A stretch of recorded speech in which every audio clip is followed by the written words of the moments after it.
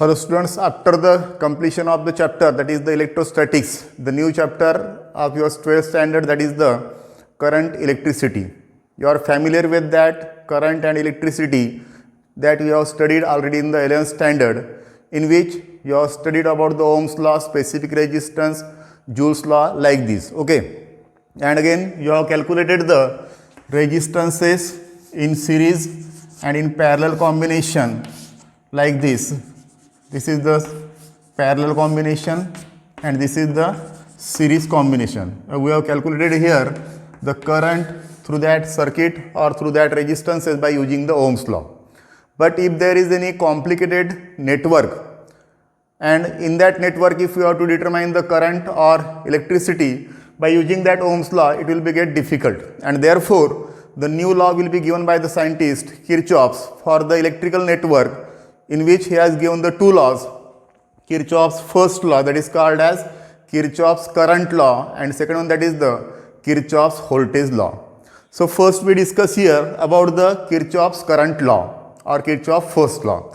The statement of that Kirchhoff's law is that, current law is that, the algebraic sum of the current at any junction, the algebraic sum of the current at any junction is always zero in electrical network. अब junction means क्या होगा? The point where the one और more than two conductors are connected, that is called as junction. Is for example, this is the one of the wire, this one second, this one third, fourth, like this. इस तरह से अगर कोई combination है तो that is called as junction, that is called as junction. Suppose I1, I2, I3, I4 and I5. These are the current which are approaching and leaving the junction. Okay. अब statement क्या बोल रहा था? The algebraic sum of the current at any junction is always zero in an electrical network. This is the junction point. Means जहां पर more than two और more conductors connected रहेंगे उसको क्या बोलेंगे अपन? जंक्शन. जैसा इस फिगर में भी देखते थे, ये हो गया junction. This is also the junction. ठीक है, this is also the junction. जहां पर मोर देन टू और more conductors are connected, that is called as junction. तो यहां पर किरचॉफ्स लॉ ने क्या बोला है? The algebraic sum of the current at any junction is always zero, but there are given some sign conventions. Sign convention में क्या बोला है? The current approaching the junction, current approaching junction, current approaching the junction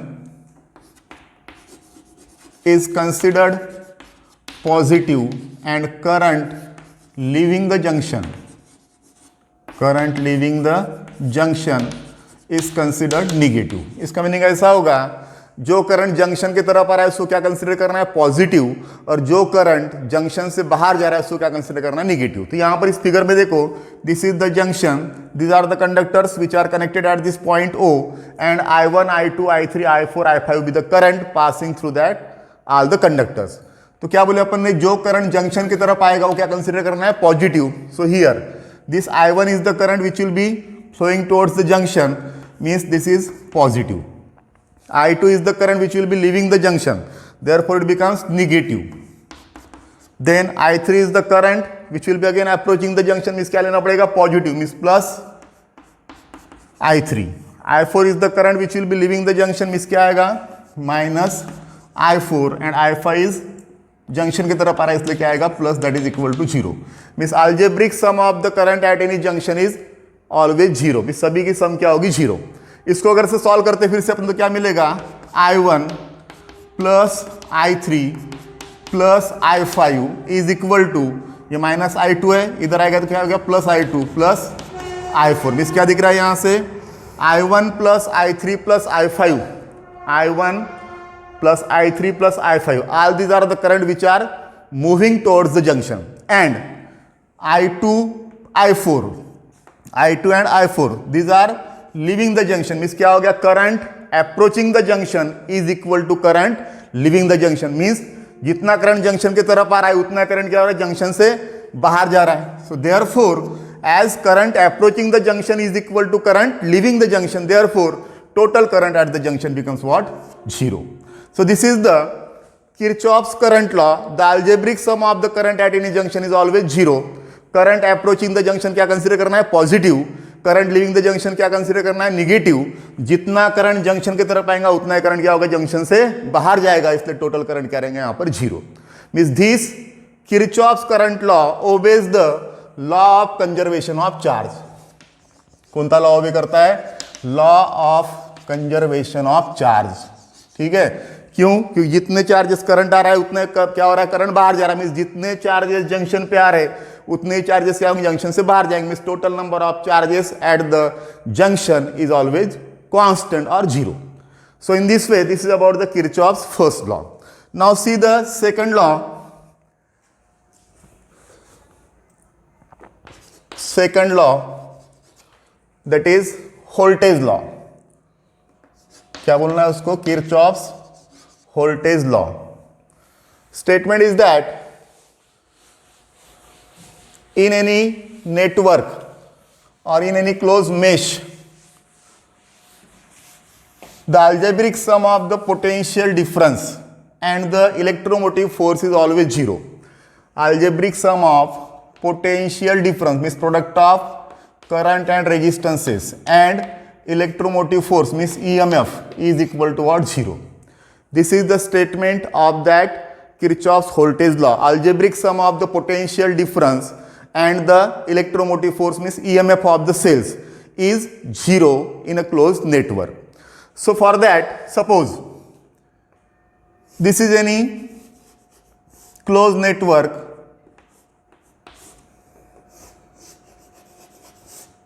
like this.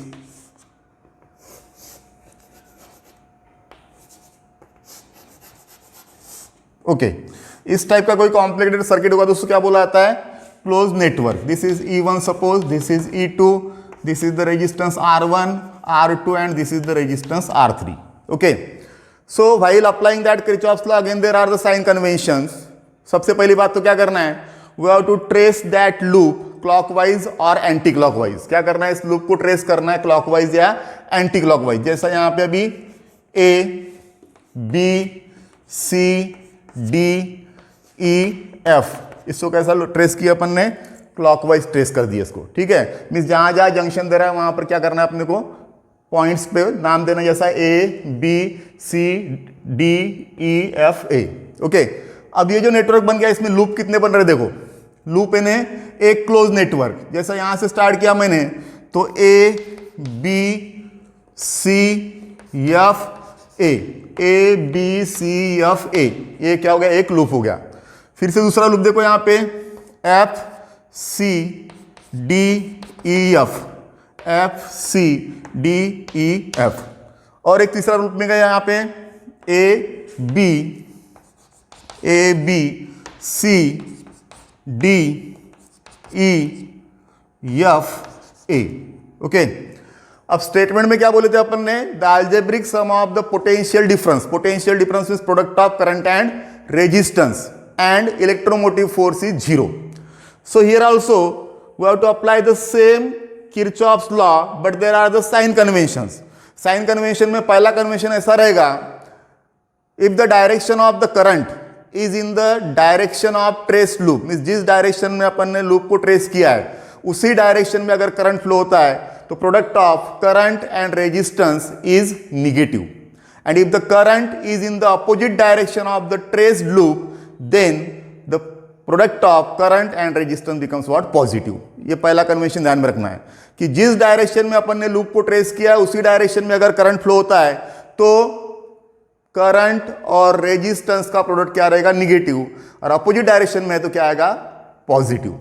Second convention रहेगा EMF के लिए, while tracing the loop, if we are moving from the negative to positive terminal of the cell, means जिस direction में loop trace किया है उस direction में जाते समय अगर सेल के निगेटिव टर्मिनल से पॉजिटिव टर्मिनल के अक्रॉस अगर जाते हैं अपन, so EMF will be negative, otherwise it will be positive. Okay, अब यहां पर देखो एक लूप लेता हूं मैं पहला वाला जैसा A B C F A, A B C F A।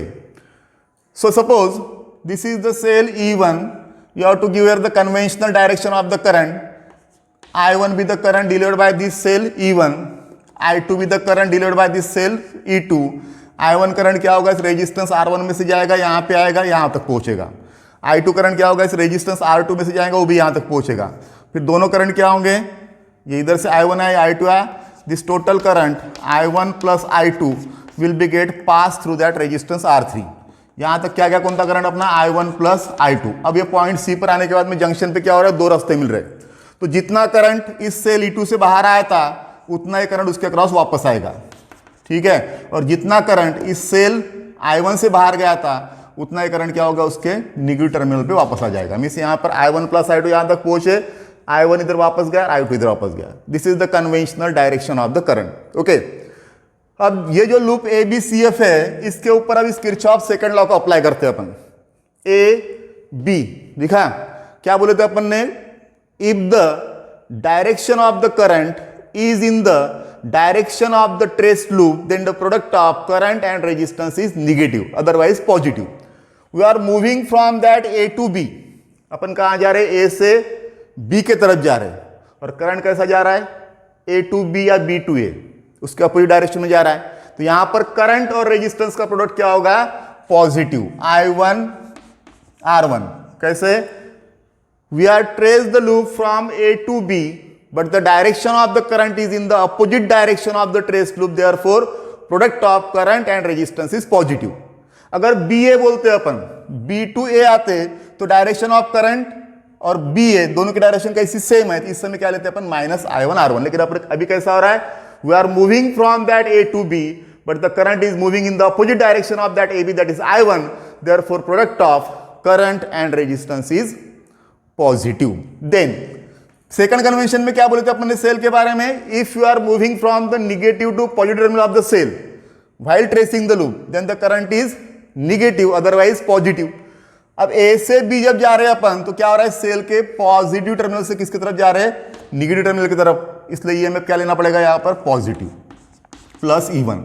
कहां तक पहुंच गए अपन, A to B, B to C, B to C। यहां पर एक करंट I1 तो दिख रहा है लेकिन कोई भी रेजिस्टेंस नहीं है, इसलिए यहां पे प्रोडक्ट लेने की जरूरत नहीं। Then C to F, C to F, C to F गए तो क्या दिख रहा है यहां पर अपने को, पहले cell, we are moving from negative to positive terminal of the cell, so EMF becomes what, negative minus E2।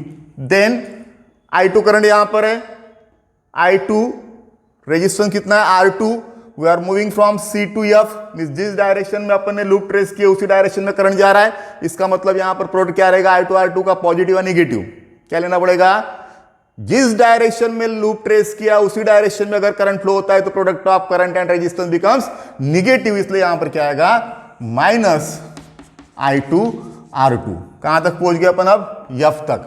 फिर F से कहां जाना है, A पर, but F to A no resistance, current है लेकिन रेजिस्टेंस नहीं, इसलिए कुछ भी लेने की जरूरत नहीं, इक्वल टू क्या आएगा, 0। So this is equal to I1 R1 minus I2 R2 is equal to minus E2 इस तरफ ले जाएगा, minus plus E2 minus E1। Okay, देखो इस फॉर्म में आया कि नहीं आया, या इसको ऐसा भी लिख सकते थे अपन, I1 R1 plus sorry minus I2 R2 plus E1 minus E2 is equal to 0। This is the sum of product of current and resistances, and this is the sum of EMF, that is equal to what, 0। then next loop लेते हैं, समझ लो अभी, A B C D E, A B C D E F A, ठीक है। Start करो, A B से क्या होगा, A B जिस डायरेक्शन में लूप ट्रेस किया उसके अपोजिट डायरेक्शन में करंट है, इसलिए product of current and resistance is positive. I1 R1 plus positive negative जा रहे हैं सेल के, पॉजिटिव से निगेटिव टर्मिनल की तरफ जा रही है, मैं पॉजिटिव इस plus E1। Then B to C no resistance, C to D no resistance, only current, छोड़ दो उसको। D to E, D to E, we are moving from D to E and current is moving from E to D, क्या लेना पड़ेगा, plus I1 plus I2 into R3 is equal to E F A कुछ भी नहीं है, इसका आएगा equal to 0. On solving this you will get I1 R1 I1 plus I2 into R3 plus E1 equal to 0. This is the another equation. Okay, और एक loop बचा था अपना, कौन था ये वाला, F C D E F. F C D F के लिए क्या आएगा, plus I2 R2 plus E2 then D E plus आएगा फिर से plus I1 plus I2 into R3. Equation number 3. So in this way you have get there the 3 simultaneous equation, and by solving that equations we can determine the value of current or resistance in that network. Means for example, if you are given here, this is the cell which EMF is 4 volt. This is the resistance which value is suppose 2 ohm. This is the cell which EMF is 7 volt. कितना EMF इसका समझ लो 7 volt. ये जो resistance इसकी value समझ लो 4 ओम, और ये जो R3 रेजिस्टेंस है इसकी वैल्यू समझ लो 12 ओम. अब तुमको निकालना है यहां पर करंट पासिंग थ्रू और current delivered by the each cell and current passing through that 12 ohm resistor. ठीक है, तो जैसे इक्वेशन बनाए थे वैसे यहां बनेंगे. पहला लूप ले लेते अपन, A B F A B C F A. Okay, तो क्या बनेगा इक्वेशन अब, ए बी करंट रेजिस्टेंस कितना है 2 ओम, करंट कितना है I1, इसका आएगा twice I1 plus EMF E1 that is 4. Then come back to this one, there is no resistance, then C2F minus क्या आएगा E2 7 plus minus I2 R2 means 4 I2 is equal to 0. Means this is twice I1 minus 3 minus 4 I2 is equal to 0. Means twice I1 minus 4 I2 is equal to 3. Equation number 1. दूसरा loop ले लो एक आधा अभी, F C D F. Okay, ये equation लिखा जाए उसका. F C D F के लिए क्या था, I2 की वैल्यू R2 की वैल्यू कितनी 4, इसे हो जाएगा 4 I2 प्लस कितना वोल्ट लिया अपन ने E2 7 plus I1 plus I2 into R3 कितना है 12 is equal to 0. This is 4 I2 plus 7 plus 12 I1 plus 12 I2 is equal to 0. On solving this one again, you will get here 4 12 I1 4 I2 and this 12 I2 कितना हो गया 16 I2 is equal to -7. हो गया. दो simultaneous equation, इसको solve करो. यहाँ से I1 और I2 की वैल्यू सेपरेटली निकालो. I1 और I2 की वैल्यू निकालने के बाद में टोटल करंट निकालना I1 प्लस I2 यहाँ से निकालते आएगा. ये साइमल्टेनियस इक्वेशन तुमको सॉल्व करते आते हैं, ये सॉल्व करना है और I1 I2 की वैल्यू निकालना है. So you will get the current through that value of I1 I2 and again the value of that I1 plus I2 that will be passing through that 12 ohm resistor. Okay, so in this way we will apply that Kirchhoff's voltage law. Okay, thank you.